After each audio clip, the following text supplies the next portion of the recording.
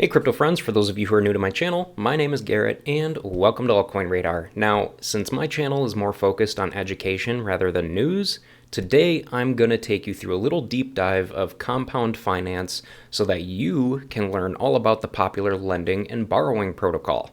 Now, for those of you who are new to the channel, if you are interested in trading and would like to try the same exchange that I use, feel free to go ahead and check out the MEXC crypto exchange with the link in the video description down below.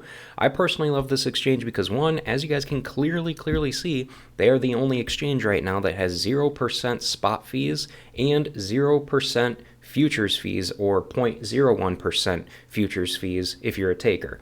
All right. In addition to that, they also have over 1,500 different altcoins for altcoin nerds like myself to be able to trade at any given time. All right.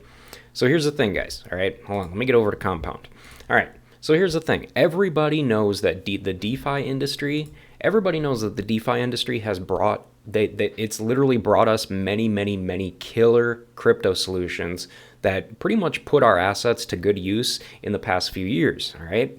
And by expanding on the concept of traditional finance lending services, new lending and borrowing protocols are readily being adopted by crypto enthusiasts around the globe, and for good reason too. I mean, honestly, among the leading lending and borrowing protocols in the decentralized finance industry is Compound Finance, all right, which on a basic level is pretty much an autonomous and permissionless protocol that calculates interest rates using algorithms. In addition, there is no verification process here and no user identification mechanisms either. So that is also nice as well because you get to, retain your privacy.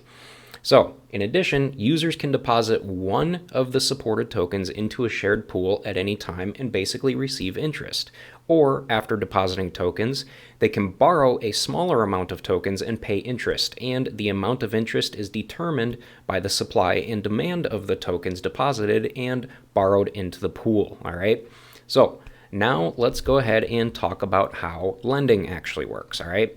Now, here's the thing. To participate in lending with Compound, all you really need to do is supply the crypto that you want to provide liquidity for. And once you do that, you will immediately start earning interest, which is pretty much controlled by the supply and demand of the currency or the crypto asset.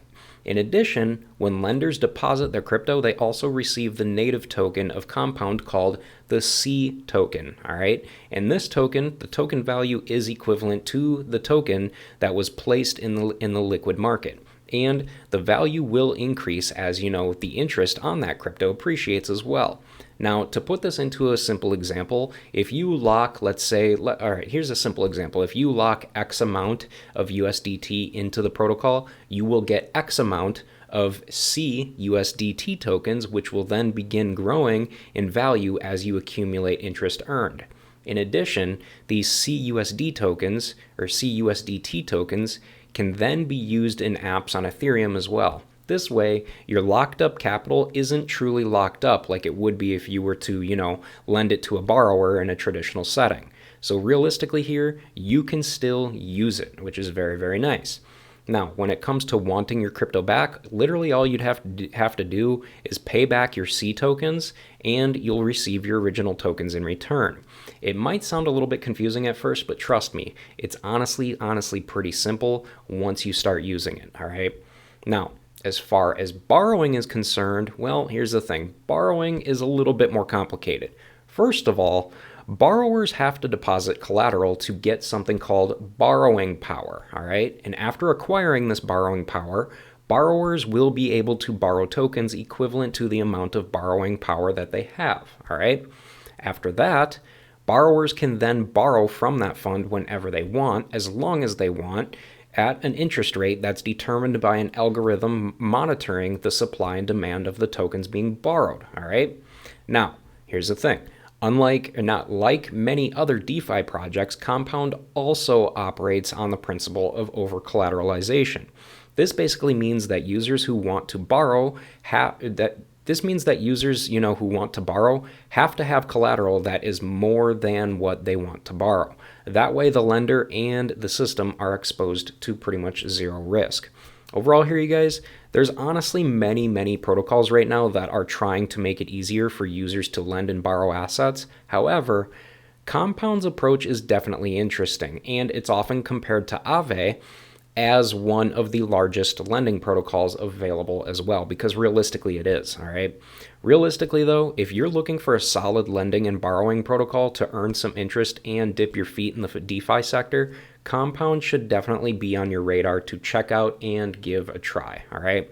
Now, if any of you guys have any questions about anything whatsoever that I mentioned in this video, feel free to reach out to me on my free Discord community server that you can find in the description below this video as well. But overall here, you guys, that's going to pretty much do it for this video, so I will go ahead and wrap this one up. But again, hey, before you guys leave, go ahead and make sure to subscribe to the channel so that you never miss a new crypto and altcoin video from me on a regular basis. And hey guys, with that said, thanks again for watching, and I hope to see you guys in the comment section down below of my future videos.